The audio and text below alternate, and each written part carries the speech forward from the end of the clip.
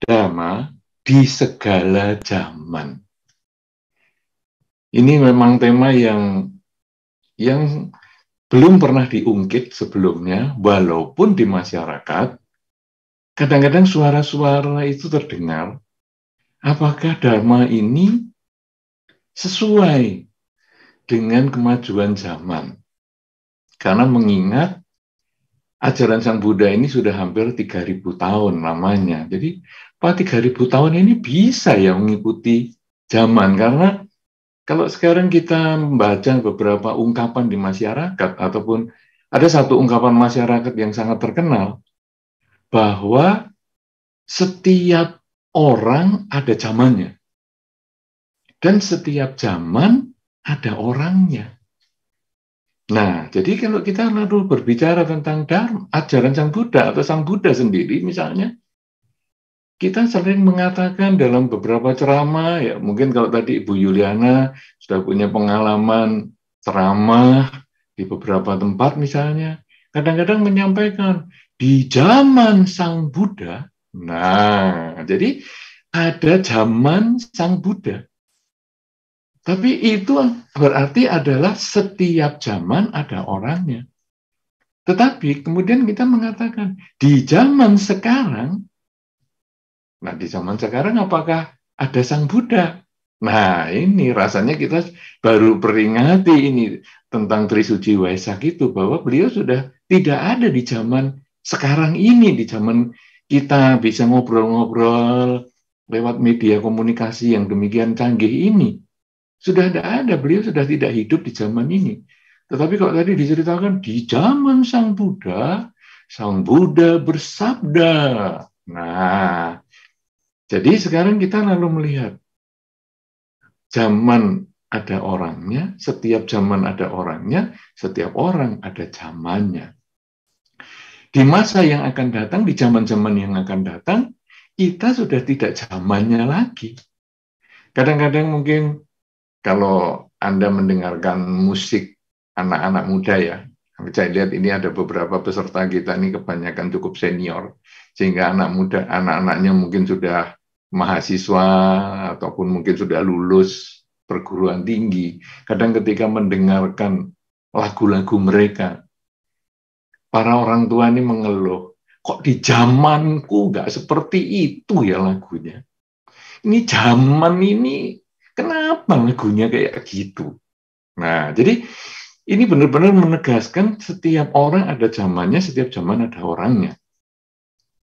Nah, tema ini menjadi menarik, menjadi satu tantangan. Tema yang dipilihkan oleh Garda Dharma Indonesia ini, bahwa Dhamma di segala zaman. Wow, ini membuat kita lalu berpikir, Bu, apakah Dhamma di zaman dulu berbeda dengan Dhamma di zaman sekarang? Kalau tadi Sang Buddha, di zaman dulu beliau hidup. Sekarang Sang Buddha sudah tidak hidup. Lagu-lagu zaman dulu ada, zaman sekarang sudah tinggal lagu kenangan. Nah, sekarang Dhamma di zaman dulu ada nggak dengan berbeda dengan yang hari ini? Saudara-saudara, kemudian kita kaitkan dengan beberapa pandangan di masyarakat. Yang tadi saya sampaikan, tema ini jarang diungkit oleh kalangan umat Buddha, tetapi sering kita mendapat pertanyaan dari lingkungan, bahwa agama Buddha itu ketinggalan zaman, karena sudah 3.000 tahun. Agama Buddha itu kuno, agama Buddha itu, sudah layak ditinggalkan lah. Saya juga pernah mendapatkan pertanyaan seperti itu. Agama Buddha itu kuno. Buktinya apa? Buktinya biku-biku modelnya kayak gini. Loh kok kuno? Lah coba biku-biku pakai jubahnya, potongan rambutnya. Kan sejak zaman Sang Buddha seperti itu. 3.000 tahun sudah. Di candi-candi, kemarin di Borobudur misalnya, yang begitu heboh dengan kegiatan tudong dan lain sebagainya, ya ada relief-relief biku ya yang sama modelnya. Jadi kuno ini sebetulnya. Kemudian kadang-kadang kita lalu melihat puja bakti agama Buddha, ya duduk di lantai, kuno, masuk ada masalah, lepas sandal, kuno ini. Nah, jadi orang-orang lalu menyoroti seperti itu. Kemudian saya menjawabnya dengan lebih sederhana, karena mungkin Anda juga mungkin mendapat pertanyaan itu, baik dari lingkungan maupun bahkan oleh anak-anak Anda sendiri, keluarga Anda. Begini ya, memang tampilan biku ini ya memang sudah 3.000 tahun. Ya bolehlah dikatakan kuno ya silahkanlah. Tetapi itu kan biku, jadi enggak, umat kan tetap modern ya. Kalau Anda lihat Ibu Yuliana, wah trendy banget. Potongan rambutnya, pakaiannya, wow, selalu rapi beliau. Kemudian tadi Saudara Fendi, wah juga rapi. Demikian pula teman-teman yang lain kan rapi-rapi. Jadi kita kalau di biara ya semuanya rapi-rapi. Bikunya ya memang model kuno begini, 3.000 tahun. Kemudian duduk di lantai. Ya memang kita kebanyakan umat Buddha duduk di lantai. Walaupun sekarang juga disediakan kursi di belakang untuk yang umat yang sudah cukup senior lah usianya. Tetapi kalau kita hanya membahas tradisi-tradisi seperti itu, maka kelihatan agama Buddha ini memang 3.000 tahun yang lalu. Seperti sudah nggak sesuai dengan zaman ini. Tapi kita sekarang membahas tentang Dhamma di segala zaman. Bukan tradisi Buddhis di segala zaman. Kalau Dhamma di segala zaman, Dhamma ajaran Sang Buddha ini apa? Inti Dhamma adalah 4 kesunyataan mulia. Jadi, Sang Buddha mengajarkan yang pertama kali di dalam khotbah beliau pemutaran roda Dharma, Dhammacakkappavattana Sutta, beliau mengajarkan 4 kesunyataan mulia. Dan 4 kesunyataan mulia inilah yang beliau bahas selama 45 tahun mengajar. Dan 4 kesunyataan mulia ini pula yang dibahas oleh zaman-zaman ataupun orang-orang di zaman setelah Sang Buddha wafat, juga tentang 4 kesunyataan mulia. Tidak ada yang berubah. Karena ini Dhamma, bukan tradisi Buddhis. Nah, sekarang 4 kesunyataan mulia berisi, hidup ini berisi ketidakpuasan. Kenapa berisi ketidakpuasan? Karena kita tidak bisa selalu berkumpul dengan yang kita sayangi dan kita cintai. Kita selalu juga punya kesempatan bertemu dengan yang tidak kita sukai. Kalau sudah membahas 4 kesunyataan mulia, di zaman Sang Buddha belum terlahirkan, belum ada, atau bahkan di Buddha-Buddha yang dulu, di zaman Buddha Gotama, di zaman setelah Buddha Gotama, di zaman Buddha yang akan datang, semua kalau bertemu dengan yang tidak disuka, pasti isinya tidak puas. Kok aku ketemu dia sih? Kenapa sih aku mesti harus bertemu dengan orang itu, bertemu dengan suasana itu, bertemu dengan cuaca seperti itu, pasti menjadi tidak menyenangkan. Sehingga ketika ada cuaca 30 derajat di Inggris saja, langsung masuk berita. Cuaca 30 derajat Celcius di Inggris, sampai banyak yang pingsan. Padahal kita di Indonesia ya sudah sering juga sampai 30 derajat. Nah, kenapa? Karena bertemu dengan yang tidak disuka sudah menjadi sesuatu yang tidak menyenangkan atau disebut stres. Berpisah dengan yang dicinta juga menimbulkan hal yang tidak menyenangkan alias stres. Misalnya apa? Kalau kita ini sekarang bisa berkumpul dengan keluarga, berkumpul dengan anak, dan lain sebagainya. Satu ketika anak mungkin sekolah di luar negeri, sehingga kita tidak bisa kelihatan setiap saat. Anak yang kita sayang, kita bisa stres. Berpisah dengan pasangan hidup, mungkin pasangan hidup pergi ke kota lain, atau pergi ke alam lain. Stres. Bahkan berpisah dengan binatang peliharaan pun stres. Punya anjing disayang-sayang, kalau hilang ditulis berita kehilangan anjing dan lain sebagainya. Begitu ketemu dirangkul sampai menangis dan lain sebagainya. Begitu anjingnya meninggal, stres. Kucing yang disayang-sayang meninggal, stres. Nah, berpisah dengan yang dicinta, sejak zaman Buddha-Buddha sebelumnya, sampai Buddha Gotama, sampai Buddha yang akan datang, sampai nanti di zaman yang akan datang pun, selalu tidak menyenangkan. Dan bertemu dengan yang tidak disukai pun tidak menyenangkan. Oleh karena itu disebutkan di dalam Dharma, ajaran Sang Buddha tentang 4 kesunyataan mulia, bahwa hidup ini berisi ketidakpuasan, karena bertemu dengan yang tidak disuka dan berpisah dengan yang disukai, ada sebabnya, yaitu keinginan, ingin selalu berkumpul dengan yang dicinta, dan tidak ingin berpisah dengan yang dicinta, tidak mau bertemu dengan yang dibenci.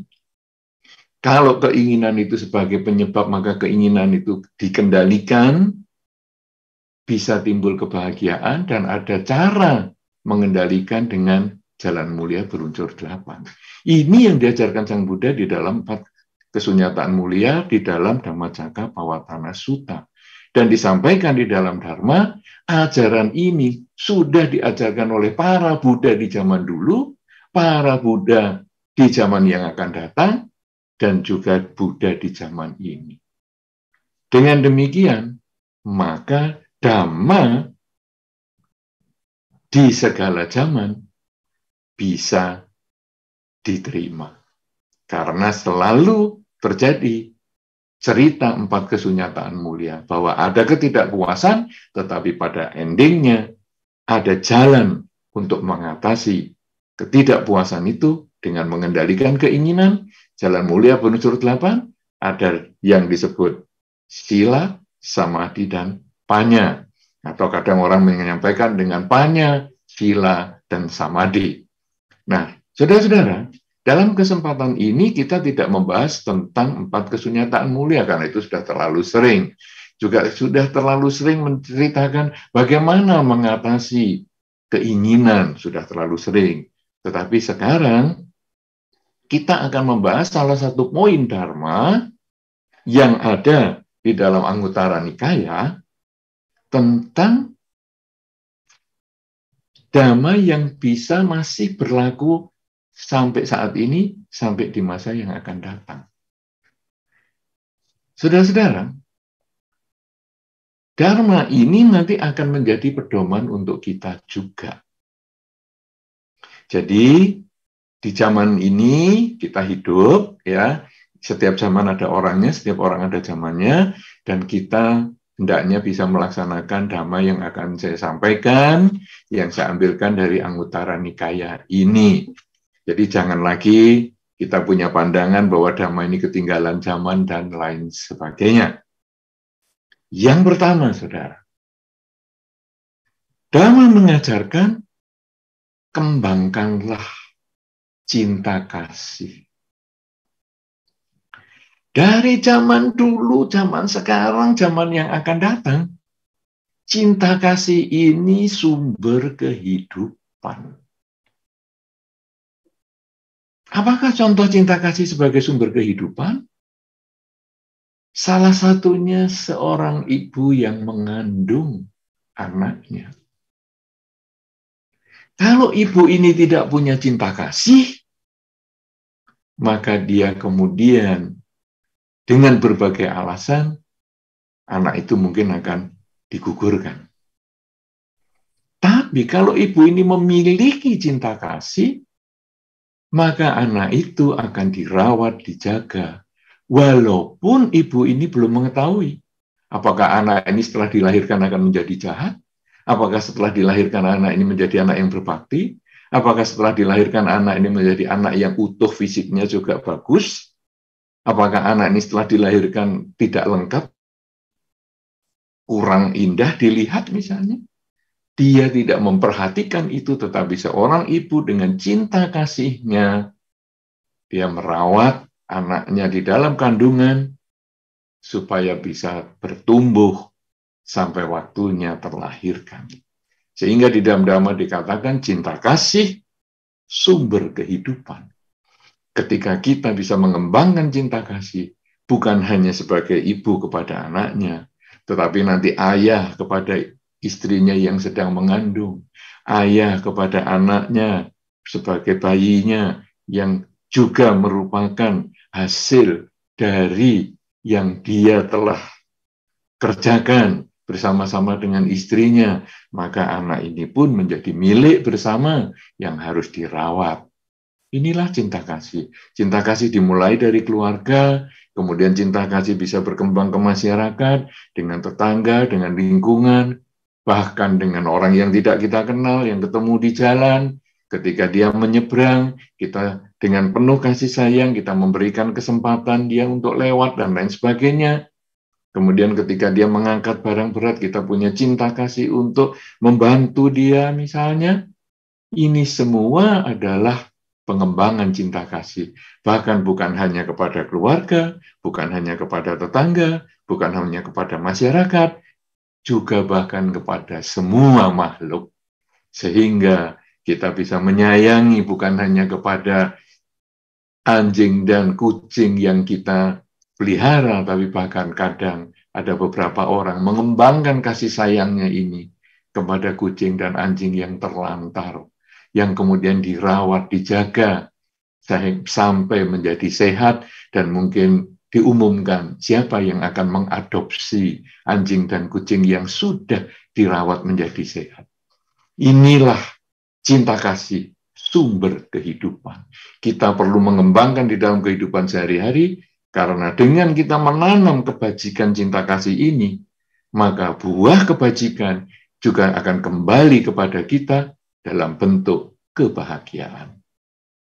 Yang kedua, saudara-saudara, di dalam kehidupan ini, di zaman dulu, di zaman sekarang, maupun zaman yang akan datang, ketika kita mencari nafkah kehidupan, berusahalah mencari nafkah yang tidak melanggar sila. Berusahalah dengan keras, berusahalah dengan sekuat tenaga, semaksimal mungkin mencari mata pencaharian yang tidak berpotensi melanggar sila. Apakah sila di dalam Dharma? Minimal ada 5 latihan kemoralan atau sila. Tidak membunuh. Jadi usahakan pekerjaan kita tidak berurusan dengan pembunuhan ataupun hasil pembunuhan. Tidak membunuh, tidak mencuri, jangan melakukan pencurian. Usaha kita itu juga jangan berhubungan dengan hasil pencurian. Tidak melanggar kesusilaan, jangan bekerja yang ada hubungannya dengan pelanggaran kesusilaan ataupun mengkondisikan orang lain melanggar kesusilaan dari usaha kita. Berusahalah untuk tidak berbohong dalam usaha kita, dan berusahalah menghindari hilangnya kesadaran karena mabuk-mabukan dan lain sebagainya. Inilah mata pencaharian yang perlu kita kerjakan di dalam kehidupan sehari-hari, karena kalau kita di zaman dulu, di zaman sekarang maupun zaman yang akan datang, melakukan salah satu dari pelanggaran sila ini, kita terkondisi bisa melanggar hukum negara. Misalnya kita menjual barang curian misalnya, kita bisa melanggar hukum negara, berpotensi ataupun bahkan melanggar hukum negara, sehingga kita bisa masuk ke penjara, dipidanakan. Tetapi kalaupun kita dengan kepandaian kita ataupun kita dengan berbagai cara berusaha menghindari dari hukum negara, kita dengan pelanggaran kelima sila ini atau salah satunya, kita terkondisi untuk tidak berbahagia di dalam kehidupan kita. Padahal pelaksanaan Dharma itu dapat mengkondisikan kita hidup bahagia. Kalau sekarang yang pertama tadi, adalah mengembangkan cinta kasih supaya kita juga menanam banyak kebajikan agar memperoleh hidup bahagia. Yang kedua, melakukan pekerjaan atau bermata pencaharian yang berpotensi melanggar sila itu kita hindari, maka kebahagiaan pun akan terkondisi kita dapatkan. Nah, kemudian saudara-saudara, yang ketiga, walaupun tadi sudah ada di bagian kedua, yaitu tentang pekerjaan yang tidak melanggar sila, ataupun berusaha mengkondisikan orang untuk melanggar sila, maka yang ketiga, kita sendiri hendaknya juga menjaga perilaku kita supaya kita menjaga kemoralan. Di zaman ini, walaupun itu sulit, kadang-kadang terkondisi karena hidup bebas di masyarakat tertentu. Walaupun terkondisi seperti itu, orang yang ingin bahagia, mulailah dengan menjaga sikap. Kenapa demikian, saudara? Kita tentu sudah sering membaca di berbagai media bahwa kasus-kasus pelanggaran kemoralan seperti ini kadang bisa berakhir dengan hukum pidana, kadang bisa berakhir dengan pembunuhan, kadang berakhir dengan penganiayaan, yang jelas menimbulkan ketidakbahagiaan. Jadi, ketiga hal ini kalau kita lakukan, yaitu kita mengembangkan cinta kasih, berusaha yang tidak melanggar sila, dan menjaga perilaku kita agar sesuai dengan aturan kemoralan di dalam masyarakat ataupun di dalam dharma, maka hidup kita ini akan bahagia. Apalagi kalau kita mengembangkan kebenaran. Kebenaran di dalam berbicara, kejujuran di dalam berbicara, kejujuran di dalam bersikap dan bertindak.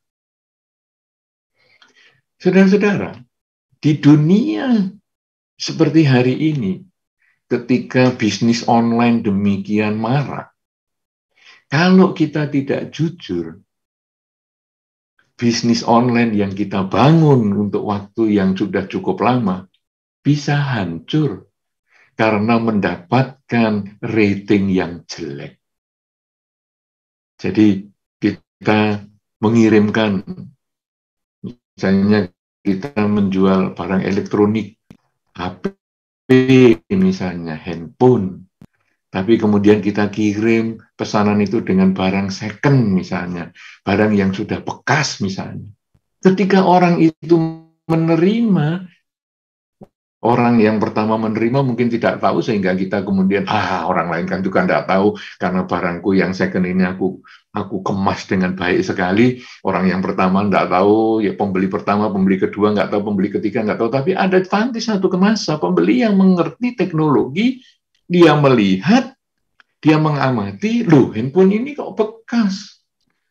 Kemudian dia menulis di media bahwa penjualan di toko ini, toko online ini adalah barang bekas. Kemudian pembeli kita yang pertama, kedua, ketiga, keempat, kelima, yang tadi diam-diam saja tadi, melihat dan membuktikan benar bekas. Dan akhirnya usaha kita menjadi hancur. Kenapa? Karena kita tidak mengembangkan kejujuran. Di zaman hari ini justru sangat baik untuk jujur. Apalagi sekarang di dunia ini mulai mengurangi keterlibatan seseorang terhadap transaksi. Misalnya pergi ke supermarket. Di beberapa negara maju, supermarket itu sudah tidak dijagain orang. Jadi kita ngambilin barang kiri, kemudian kita tinggal ngetap HP kita, sudah. Kita membayar seluruh belanjaan yang kita beli tadi. Baik itu belanjaan yang murah, mungkin itu sayur-sayur dan sebagainya, ataupun belanjaan yang mahal, misalnya barang-barang elektronik, mungkin juga barang-barang fashion, dan lain sebagainya. Tinggal ngetap HP kita dengan QR code-nya, selesai. Nah, itu kejujuran. Nah, kita hendaknya juga mulai dengan seperti itu, karena kalau tidak, kamera ada di mana-mana. Sehingga begitu kita melewati saja, ya mungkin hari itu tidak masalah, tapi langsung kita dikenali kameranya sebagai orang yang penipu. Nah, kita tidak jujur di dalam tindakan kita. Kemudian di beberapa negara sudah menerapkan kalau naik bis umum misalnya, ngetapnya itu di pinggir jalan. Jadi tidak di bisnya, ngetap di pinggir jalan. Kemudian naik bis. Sampai di mana, nanti turun, ngetap lagi di pinggir jalan. Bukan di bisnya. Anda bisa bayangkan kalau itu sekarang digunakan di sini, mungkin banyak orang naik bis, turun bis, nggak bayar. Masih belum jujur. Tetapi di negara-negara yang sudah maju, ngetap di pinggir jalan itu bisa. Kemudian masuk ke kereta api bawah tanah ataupun kereta api cepat dan lain sebagainya. Semuanya sudah serba elektronik dan tidak ada hubungannya dengan orang. Nah, kalau kita ini selalu bisa berbicara dengan baik, berperilaku dengan jujur, kata-kata kita juga benar, maka kata-kata kita bisa dipercaya orang lain, perilaku kita juga bisa dipercaya orang lain. Dan kalau sudah demikian, maka kita sudah siap menghadapi kemajuan. Sehingga kalau jadi dikatakan damai di segala zaman, justru dengan kita melaksanakan damai, kejujuran ini, kita siap untuk menghadapi zaman ini. Karena zaman yang serba elektronik, zaman yang serba robot, zaman yang serba orang bisa dipercaya, kita siap menjadi orang yang bisa dipercaya. Nah, inilah kejujuran. Kalau yang pertama tadi adalah berbicara tentang pengembangan cinta kasih. Kalau yang kedua ini tadi adalah berusaha bekerja bermata pencaharian yang tidak melanggar kemoralan atau berpotensi melanggar kemoralan. Kemudian yang ketiga ini adalah menjaga kemoralan sendiri supaya tidak melakukan tindakan-tindakan yang asusila. Kemudian yang keempat, bersikap jujur, baik di dalam pembicaraan maupun perilaku.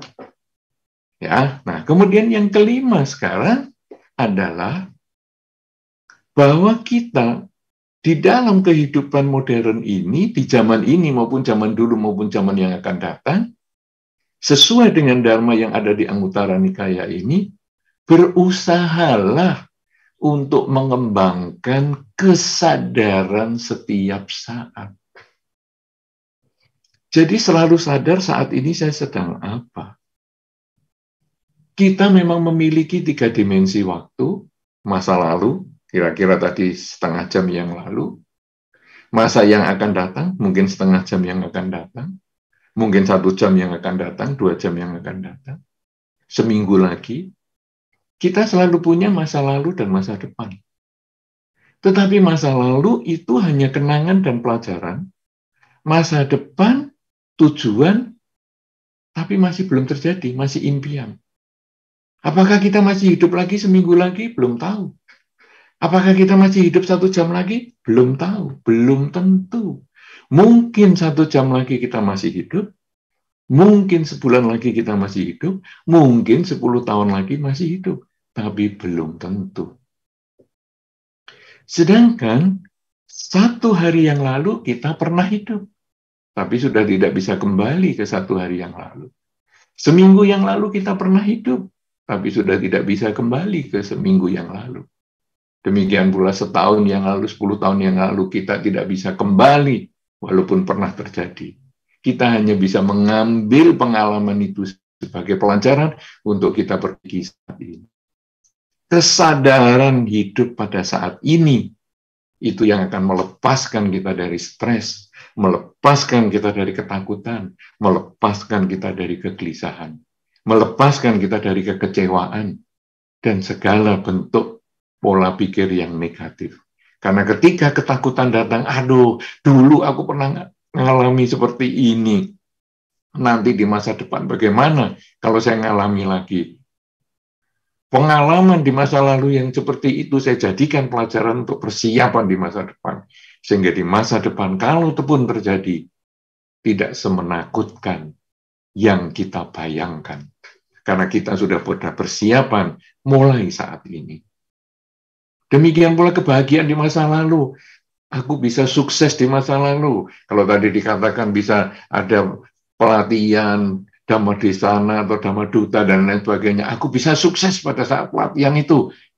Kemudian aku jadikan kesuksesan itu sebagai pelajaran. Untuk kemudian saya cari sebabnya. Dan kemudian saya tingkatkan di kehidupan ini. Di saat ini. Inilah sebetulnya yang kita bisa lakukan di masa lalu untuk jadi pelajaran, untuk memperbaiki masa depan. Sehingga kesuksesan di masa lalu bukan hanya sebagai kebanggaan, tapi kesuksesan di masa lalu menjadi pelajaran untuk kita tingkatkan di masa depan. Nah, kalau kita bisa melakukan seperti ini, kita akan menjadi orang yang batinnya tenang, seimbang. Di zaman dulu, zaman sekarang, maupun zaman yang akan datang, kita selalu batinnya tenang, seimbang. Pikiran kita selalu jernih untuk siap menghadapi masa depan, karena kita telah belajar dari masa lalu. Saudara-saudara, 5 hal inilah yang menjadi hal yang sangat penting di dalam Dharma, yang diajarkan Sang Buddha ribuan tahun yang lalu, tetapi masih bisa digunakan di zaman sekarang, dan masih akan bisa digunakan di masa yang akan datang. Karena ketika pikiran kita tenang, kita bisa membuat keputusan yang bijaksana. Keputusan untuk mengembangkan cinta kasih, keputusan untuk memilih pekerjaan yang sesuai, keputusan untuk menolak perilaku yang melanggar kesusilaan, keputusan untuk terus-menerus menjaga pikiran kita supaya selalu bersih, menjaga ucapan kita supaya selalu jujur, kemudian juga menjaga perilaku kita supaya lurus. Dengan demikian, kesadaran setiap saat ini menjadi penjaga pelaksanaan keempat sebelumnya untuk lebih sempurna. Dan upaya kita mengembangkan kesadaran setiap saat ini dilakukan dengan latihan kesadaran, pengulangan kalimat saat ini saya sedang apa. Kalau saat ini saya sedang bernafas, cobalah juga disebutkan ini saya sedang menarik nafas.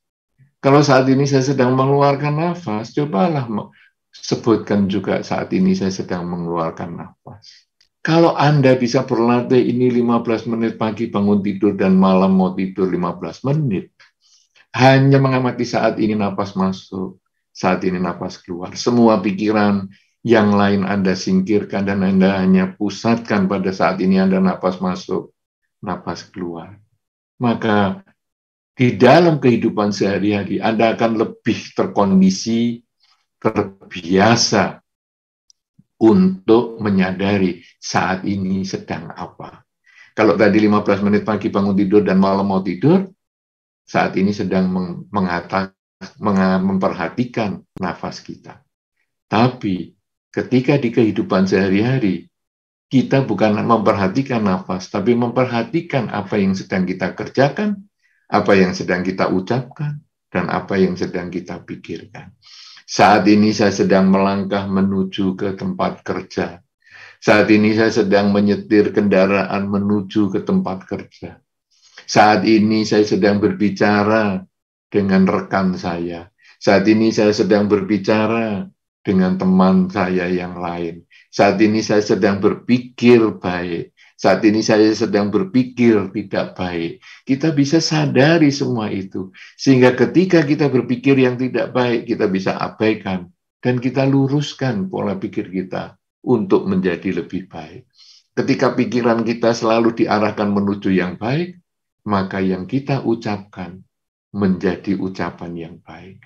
yang kita lakukan menjadi perilaku yang baik.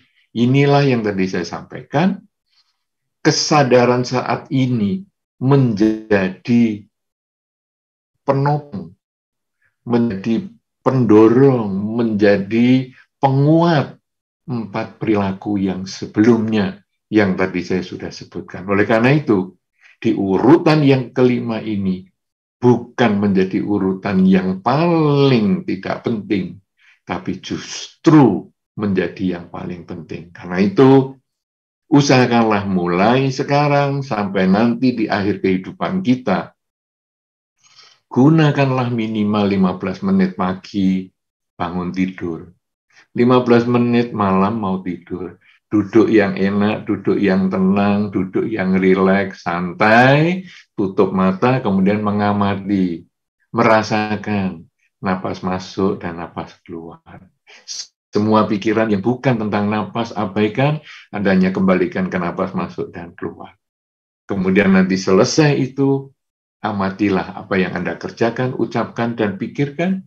Dalam 3 bulan kalau Anda bisa lakukan, maka keempat yang lainnya ini, yaitu bisa mengembangkan cinta kasih, bisa kemudian juga bermata pencaharian yang baik dan tidak melanggar sila, bisa berperilaku tidak melanggar sila, dan kemudian bisa berperilaku jujur dan berbicara jujur, itu dapat Anda kerjakan, menjadi lebih mudah Anda kerjakan, dan itu menjadi bekal hidup kita di zaman ini yang sesuai dengan Dharma. Karena sesungguhnya Dhamma dapat bertahan di segala zaman, karena Dhamma berbicara tentang bagaimana ketika kita berpisah dengan yang dicinta dan bertemu dengan yang dibenci, yang semua itu hanya karena pikiran kita. Ketika pikiran bisa kita kendalikan, hidup ini menjadi bahagia. Dan kalau hidup ini bahagia, kelima hal yang Anda kerjakan ini tadi akan dapat Anda lakukan, menambah kebahagiaan Anda, bahkan mengkondisikan Anda mencapai kebebasan dari kelahiran kembali setelah kehidupan ini. Marilah kita bersama-sama bertekad melaksanakan Dharma yang bisa selalu berada di segala zaman ini, yang cocok untuk segala zaman ini, agar kebahagiaan menjadi milik kita, kebahagiaan menjadi milik anggota keluarga kita, kebahagiaan menjadi milik masyarakat kita, dan kebahagiaan menjadi milik semua makhluk. Semoga Anda semua selalu berbahagia, semoga semua makhluk berbahagia. Sabi sata, bhavantu sukhitata.